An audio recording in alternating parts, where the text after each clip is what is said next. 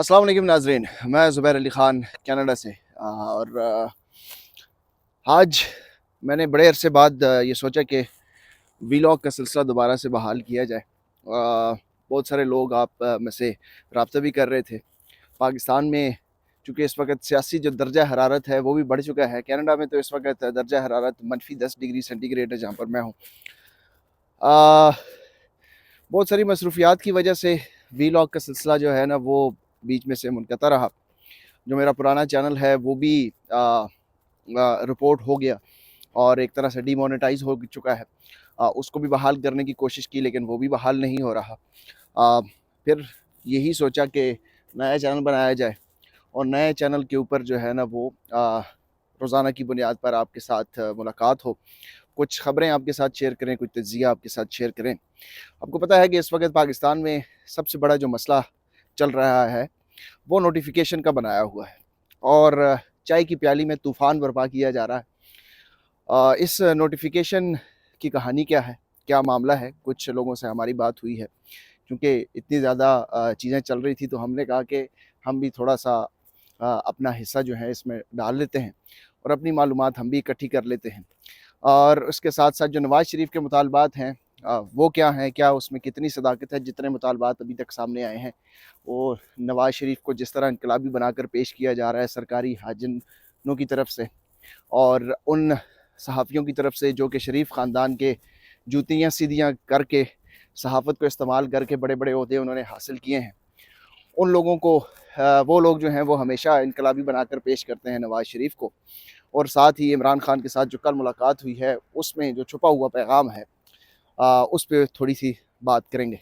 अब मेरे आगे में देख सकेंगे कि इस वक़्त बर्फ़ जो है वो हर तरफ फैली हुई है, सफ़ेद चादर हर तरफ उड़ी हुई है और ये तो तकरीबन 2-3 दिन बाद की ये सूरत हाल है, क्योंकि काफ़ी ज़्यादा बर्फ़ जो है वो पिघल चुकी है और ये सिर्फ़ अभी सर्दियों का आगाज़ है। जैसे-जैसे यहाँ पर ठंड बढ़ेगी, वैसे-वैसे पाकिस्तान में जो है सियासी दर्जा हरारत बढ़ता रहेगा। ये एक बड़ी इंटरेस्टिंग बात है जो आने वाले दिनों में आकर आपको समझ आएगी। सबसे पहले तो बात कर लेते हैं जी नवाज़ शरीफ इनकलाबी। नवाज़ शरीफ को एक बार फिर ख़्याल आ गया है कि वो वोट को इज़्ज़त दो का बयानिया चलाएँ। वो फिर एक बार फिर मुतालबात रख सकें। क्या नवाज़ शरीफ की इतनी हैसियत रही है? क्या उन्होंने अपनी इतनी हैसियत छोड़ी है? इस पर बात करेंगे। देखें, शरीफ ख़ानदान ने हमेशा एम्पायर्स को साथ मिलाकर खेला है। वो कभी भी उस जगह पर पाँव नहीं रखते जो जगह थोड़ी-सी भी नर्म होती है। वो हमेशा भी जब इनकलाब की बात करते हैं, हमेशा भी जब सिविल सुप्रीमेसी की बात करते हैं, जब भी उनको आइन याद आता है, कानून याद आता है, तो उसके पीछे सिर्फ़ और सिर्फ़ जो है वो ज़ाती मफ़ाद होता है, शरीफ ख़ानदान का मफ़ाद होता है।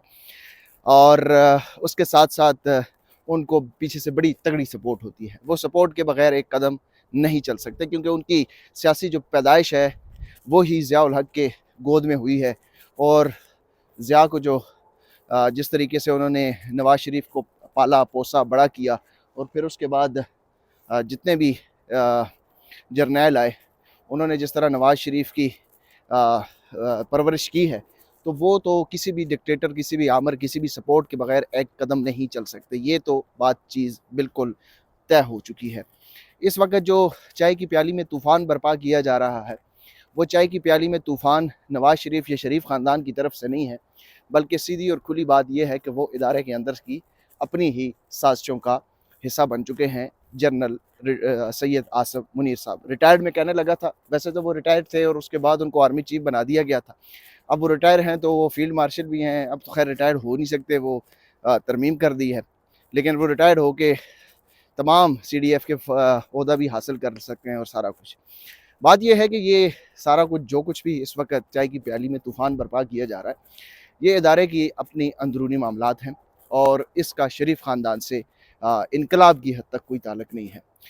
और जो इदारे के अंदर लोग हैं वो भी अब ओहदे चाहते हैं, वो चाहते हैं कि उनको भी मराद मिले, वो चाहते हैं कि सब कुछ जो है ना वो एक हाफ़िज़ साहब को मिल रहा है, तो हमें भी कुछ दिया जाए, हमारे भी ओहदे जो हैं ना उनमें तरक्की दी जाए। अ, इसी तरीके से कुछ साज़िशें जो हैं वो शरीफ ख़ानदान के घर को इस्तेमाल करके भी की जा रही हैं, लेकिन इसमें शरीफ ख़ानदान का या नवाज़ शरीफ का इनकलाब के साथ कोई ताल्लुक़ नहीं है। नवाज़ शरीफ तो जो ये बातें फैला रहे हैं कि नवाज़ शरीफ इमरान खान को रिहा करने की बात करते हैं, नवाज़ शरीफ ख्वाब में भी इमरान खान का नाम नहीं ले सकते। नवाज़ शरीफ इमरान खान को तो छोड़ें, यास्मीन राशिद को रिहा करने की बात नहीं कर सकते। नवाज़ शरीफ की इतनी हैसियत नहीं रही है कि जब उन्होंने 8 फरवरी को धांधली ज़दा इलेक्शन जो है वो कबूल किए और फिर उसके बाद नवाज़ शरीफ ने जिस तरीके से मरीम नवाज़ को वज़ारत आला और अपने भाई को वज़ीर आज़म बनाया, और उससे पहले मफरूर एक शख्स जिस तरह उनको प्रोटोकॉल के साथ पाकिस्तान लाया गया, और जब तक काजी फ़ाइज़ ईसा थे नहीं आए थे तब तक वो बरतानिया में मुकीम रहे। तो नवाज़ शरीफ इतना बड़ा इनकलाबी नहीं है जितना बड़ा इनकलाबी उनको शरीफ ख़ानदान के मुलाज़मीन पेश कर रहे हैं। लेकिन बदकिस्मती ये है कि कुछ ऐसे लोग भी नवाज़ शरीफ को इनकलाबी बनाकर पेश कर रहे हैं जो कि शरीफ ख़ानदान के मुलाज़िम नहीं हैं, जिन्होंने इस रजीम के तहत बहुत ज़्यादा कुर्बानियाँ दी हैं, बहुत ज़्यादा सख्तियाँ झेली हैं, बहुत ज़्यादा उनके ऊपर, उनके घर वालों के ऊपर मुसीबतें आई हैं। हर 6 महीने बाद, हर 3 महीने बाद ऐसा बयानिया, ऐसा नैरेटिव बनाकर पेश किया जाता है कि नवाज़ शरीफ का इनकलाब जाग चुका है। नवाज़ शरीफ का इनकलाब नहीं जागा। नवाज़ शरीफ जो है वो हमेशा एम्पायर्स को साथ मिलाकर खेलते हैं। नवाज़ शरीफ इस वक्त सिर्फ ये चाहते हैं कि उनके कुछ लोग जो कि इस वक्त इदारे के अंदर मौजूद हैं और इदारे के बाहर मौजूद हैं, उनको एडजस्ट किया जाए। और फिर भी इसके बावजूद ये बात करने की भी हिम्मत तब हुई है कि नवाज़ शरीफ के पीछे इदारे के कुछ लोग मौजूद हैं जो कि इस वक्त चाहते हैं कि अपनी मरात, अपने ओहदे और अपनी चीज़ें जो हैं वो सीधी कर दी जाए। और दूसरी इम्पॉर्टेंट बात इसमें ये भी है कि ये जो जर्नैल हैं, ये कभी भी पाकिस्तानी कौम, पाकिस्तानी अगर बात की जाए का मुल्क के लिए, कानून के लिए, आइन के लिए या पाकिस्तान की तरक्की के लिए, इनको कभी भी इस चीज़ की परवाह नहीं पड़ी कि क्या हमें अपने इदारे के जो सरबराह हैं उससे कोई बात करनी चाहिए, क्या उससे कोई गुफ्तगू करनी चाहिए, क्या उससे कोई मुतालबा रखना चाहिए, या उसके सामने कोई इस तरह की डिमांड रखनी चाहिए कि उसके लिए भी कुछ मुश्किलात पेश आएँ। नहीं, जब उसको ये इदारे के जो फ़ौजी जर्नैल हैं ये उसी वक़्त मुश्किलात में इजाफ़ा करते हैं अपने सरबराह के लिए कि जब इनको अपनी ज़ात के लिए कुछ चाहिए होता है। वैसे ये कहते हैं जी हम बड़े डिसिप्लिन फ़ोर्स हैं, जहाँ एक तरफ पूरा आर्मी चीफ़ देखता है, पूरी जितनी भी लाख फ़ौज है वो देखती है। तो जब इनको अपनी ज़ात की, अपने ओहदों की बात आती है तो फिर शरीफ ख़ानदान, नवाज़ शरीफ जैसे भगोड़े को इस्तेमाल करके पूरे इदारे को ये मलाइन करते हैं, तबाह करते हैं, उसकी इज़्ज़त तार तार कर देते हैं। वैसे तो जो आर्मी चीफ़ है फील्ड मार्शल आसिम मुनीर साहब, उन्होंने पाकिस्तान की इस इदारे, इस फ़ौज की कोई इज़्ज़त रखी नहीं थी। जितना भी वक़ार था, साख थी, वो उन्होंने तार तार कर दी थी। रही सही कसर जो है वो बाकी मानदा जर्नैलों ने मिलकर जो आसिम मुनीर के ख़िलाफ़ साज़िशें इस वक्त कर रहे हैं, उन्होंने तार तार कर दी है। और इसमें जो शरीफ ख़ानदान है उसका भरपूर भी सपोर्ट हासिल है। और शरीफ ख़ानदान की तो हमेशा ये ख्वाहिश रही है कि वो इस इदारे को ख़ास तौर पर जो पाकिस्तान की फ़ौज है, वो ये समझते थे कि इस पाकिस्तान की जो फ़ौज है उसको पंजाब पुलिस की तरह बना दिया जाए, इसको गुलू बट फोर्स बना दिया जाए। और वो पंजाब पुलिस फोर्स बनाने में काफ़ी हद तक कामयाब हो चुके हैं। उसकी वजह ये है कि जिस तरीके से आर्मी चीफ़, जिस तरीके से वाइस चीफ़, जिस तरीके से CDF, जिस तरीके से फील्ड मार्शल की तैनाती का मामले को जिस तरह मुतनाज़ा बनाया है इस शरीफ ख़ानदान ने, और अपने उन जर्नैलों के साथ मिलकर। यहाँ पे बहुत ज़्यादा बर्फ़ है तो यहाँ से हम जाएंगे तो मामला ख़राब हो जाएगा। खैर, थोड़ा सा हमें भी एहतियात के साथ चलना चाहिए, ठीक है।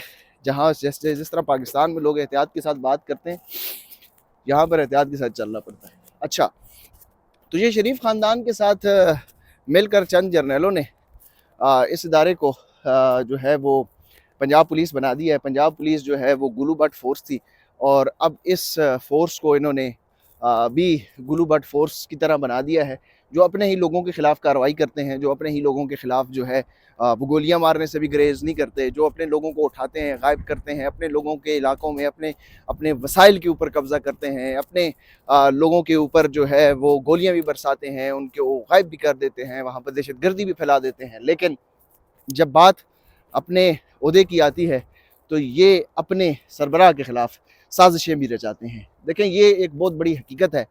ये हकीकत इतनी खुले अल्फाजों में शायद ही आपको कोई बता सके, लेकिन हमने कोशिश की है कि हम आपको बताएं। दूसरी जो इम्पोर्टेंट बात है वो इमरान खान की अडयाला जेल में जो कल होने वाली गुफ्तगू है उनकी बहन नलीमा उस्मा खान के साथ, वो बड़ी इम्पोर्टेंट गुफ्तगू है। इसमें सबसे इम्पोर्टेंट चीज़ जो है वो आपको ये ज़ाहिर होगी कि इमरान खान की इस वक्त इस्टेब्लिशमेंट, मिलिट्री इस्टेब्लिशमेंट, फ़ौज के हवाले से, फ़ौज के इदारों के हवाले से जो सोच है उसमें बड़ी वजाहत आ चुकी है, वो बड़ी क्लैरिटी है। जिस तरह उन्होंने NDU में शिरकत करने वाले पार्लियामेंटेरियंस से मुतालिक गुफ्तगू की, उसमें वो बड़ी क्लैरिटी के साथ उन्होंने गुफ्तगू की। और जो MNAs हैं जिस तरह वो वजाहतें दे रहे हैं कि हमें तो पता ही नहीं था, पिछले साल भी गए, अगर पॉलिसी वाज़ेह हो जाती तो मामला क्लियर हो जाता और हम ना जाते। तो बात यह है कि पार्लियामेंटेरियंस जो हैं, आप अवामी नुमाइंदे होते हैं, हर बात आपको इमरान खान जो हैं वो आकर नहीं बताएंगे कि आपने ये करना है और आपने ये करना है। आप कोई काके नहीं हैं, आप रोटी को चोचो नहीं कहते, आप रोटी को गोगो नहीं कहते, आप बाकी तमाम मामलात में बड़े समझदार हैं, बड़े सियाने हैं, बड़े होशियार हैं, अपने ओहदे भी संभाल लेते हैं, अपने ताल्लुकात भी बना लेते हैं। लेकिन जहाँ पर स्टैंड लेने की बात आती है तो फिर आप कहते हैं जी ओ इमरान खान से मुलाकात होगी तो फिर हम कोई अमल तय करेंगे, वरना तो हमारी अक्ल दंग रह जाती है, माऊफ हो जाते हैं। यही मसला है कि आप जब एक वर्दी वाला कप्तान देखते हैं तो आपकी टांगें भी कांपने लग जाती हैं, आपकी अक्ल भी दंग रह जाती है और आप बात भी नहीं कर सकते। यही मसला है कि कोई भी एहतजाज करने से पहले आप हमेशा इसी के पीछे छुपते हैं, जी इमरान खान क्या हिकमत अमली देंगे। भाई इमरान खान ने जो सोच दी है, जो नज़रिया दिया है, वो इमरान खान ने नज़रिया आपको दे दिया है, उसके मुताबिक आपने काम करना है। इमरान खान ने सारी ज़िंदगी ज़िंदा थोड़ी रहना है कि इमरान खान ज़िंदा रहेंगे तो आप जो है वो किसी नज़रिए के ऊपर चलेंगे, वरना आप गुलामी करते रहेंगे। इमरान खान ने जो करना था वो कर चुका है, और कल ही उसने अपने उस पैगाम में ये ज़ाहिर कर दिया और बता दिया पूरी कौम को कि जो मैंने करना था वो मैं कर चुका हूँ और मैं आगे भी करता रहूँगा। लेकिन पूरी कौम को उठना होगा, पूरी कौम को खड़ा होना होगा। अगर पूरी कौम खड़ी नहीं होगी, पूरी कौम जो है वो अगर इस माफिया के ख़िलाफ़, जो लैंड माफिया है, जो एक्सटेंशन माफिया है, जो शुगर माफिया है, जो तमाम इस वक्त आपके वसाइल के ऊपर काबिज़ लोग हैं, यानी कि जो पाकिस्तान की फ़ौज है, जो काबिज़ फ़ौज है, जो पाकिस्तान की इस वक्त फ़ौज के अंदर जो जर्नैल हैं, जो काबिज़ जर्नैल हैं, वो अगर उनके ख़िलाफ़ पाकिस्तान की कौम, पाकिस्तान की आवाम खड़ी नहीं होगी और पाकिस्तान की आवाम स्टैंड नहीं लेगी तो फिर आप ग़ुलाम रहेंगे। इमरान खान ने जितनी ज़िंदगी जीनी थी वो सुपरस्टार रहा है, उस तरह की मेरा ख़्याल है कि किसी को सुपरस्टार की लाइफ भी गुजारना शायद ही पाकिस्तान में इस तरह किसी को नसीब होगी। और जिस तरह उसने सियासत की, जिस तरह उसने पाकिस्तान की कौम को अवेयरनेस दी, और जिस तरह पाकिस्तान की मिलिट्री इस्टेब्लिशमेंट के ख़िलाफ़, पाकिस्तान के बुनियादी मसाइल को उजागर करने में, पाकिस्तान के बुनियादी मसाइल को की निशानदेही करने में इमरान खान ने अपना कंट्रीब्यूशन की है। और ये बड़ी तेज़ी के साथ उसने पिछले 3 सालों में जो कुछ किया वो शायद पाकिस्तान की अगले 30 सालों में नहीं हो सकता था। लेकिन अब ज़िम्मेदारी कौम की है कि वो कितना स्टैंड लेते हैं, वो किस तरीके से अपने हकूक़ के ऊपर, अपने हकूक़ की खातिर खड़े होते हैं और अपने हकूक़ के लिए जदोजहद करते हैं। बहुत सारे लोग जो हैं वो ये भी बात करेंगे, मुझे पता है कि आप लोग इस वक्त ये भी सोच रहे होंगे कि बैरून मुल्क बैठ कर ये बातें बड़ी अच्छी लगती हैं, बैरून मुल्क बैठ कर इनकलाब भी बर्पा किया जाता है और सारा कुछ होता है। लेकिन बात यह है कि बतौर सहाफ़ी मेरा काम था कि मैं अपने लोगों की तक अपनी आवाज़ पहुंचाता रहूं, और वो आवाज़ मैं उसी सूरत में पहुंचा सकता था कि जब मैं ज़िंदा रहूं। मैं अगर ज़िंदा ना रहता, तो मैं अगर कैद में रहता, या मैं अगर किसी वजह से खामोश हो जाता, कंप्रोमाइज़ कर लेता पैसों की वजह से या व्हाट्सएवर, तो मेरी आवाज़ बंद हो जाती और फिर मैं क्या कर सकता। वहाँ पर रह के कुड़ने से बेहतर है एटलीस्ट मैं यहाँ पर अपनी जो ज़िम्मेदारी है वो किसी हद तक तो पूरी कर सकूँ, किसी हद तक अपनी जो ज़िम्मेदारी है लोगों तक पहुँचा सकूँ, ख़बर पहुँचा सकूँ, बात कर सकूँ, ओपिनियन दे सकूँ, बजाय इसके कि पाकिस्तान में कंप्रोमाइज़ करके खामोशी से बैठ कर फिर तज्ज़िये सुनता और कुड़ता। तो उससे बेहतर है कि मैं घर से दूर यहाँ पर एटलीस्ट कुछ कंट्रीब्यूशन, ठीक है 100% नहीं, चले 5% सही, लेकिन कोई कंट्रीब्यूशन तो मैं अपनी इस प्रोफेशन के लिए कर रहा हूँ और दे रहा हूँ। देखिए अरशद शरीफ अगर ज़िंदा होते तो वो जिस तरह की स्टोरीज़ कर रहे होते, तो मेरा ख्याल है कि वो इस वक्त पाकिस्तान के नहीं बल्कि दुनिया के मोस्ट पॉपुलर जर्नलिस्ट होते यूट्यूब के ऊपर, जिस तरह की स्टोरीज़ वो कर रहे होते। और आज उनका पाकिस्तान में केस भी था जो बड़ा अनफॉर्चुनेट था कि मुझे पता चला कि उनकी बीवी के साथ जज साहिबान ने बड़ी बदतमीज़ी भी की। ये जो जजेस हैं ये बड़े बेहिस लोग हैं, ये फ़िरौन है, ये जर्नैल और ये जजेस, ये पाकिस्तान में जितने भी बड़े बड़े ओहदे के ऊपर लोग बैठे हुए हैं, इनकी इनकी जहनों के अंदर फ़िरौनियत बैठी हुई है। ये एक छोटे छोटे फ़िरौन हैं ये सारे जो जहाँ पर बैठे हुए हैं, ये कीड़े मकोड़े समझते हैं लोगों को। और इसी तरह एक केस चल रहा है कि वो एक जज साहब का बेटा जो है वो गाड़ी से बंदे मार गया, बच्चियाँ कोई मार गया, और उनके ऊपर FIR जो है ना वो भी कोई झूठी सीधी करवा दी। तो ये पता नहीं इन जजेस से इंसाफ की तवक्को तो नहीं थी कभी भी हमें, आखिरत में इनका क्या अंजाम होगा ये देखने वाला होगा। तो नाजरीन, नोटिफिकेशन के मामले पर चाय की प्याली में तूफ़ान बर्पा किया जा रहा है, नवाज़ शरीफ को इनकलाबी बनाकर पेश किया जा रहा है, वो हमेशा से अपने बंदों को इकट्ठे करके अपने बंदे लगाना चाहता है और पीछे से सपोर्ट उसको इदारे के अंदर से हासिल है। ये सारा मामला, ये सारा कज़िया आपके सामने खोल के रख दिया हमने। मुझे इजाज़त दीजिए, उम्मीद करते हैं कि जल्द आपसे एक बार फिर मुलाकात होगी। अपनी दुआओं में याद रखिएगा। अल्लाह हाफ़िज़।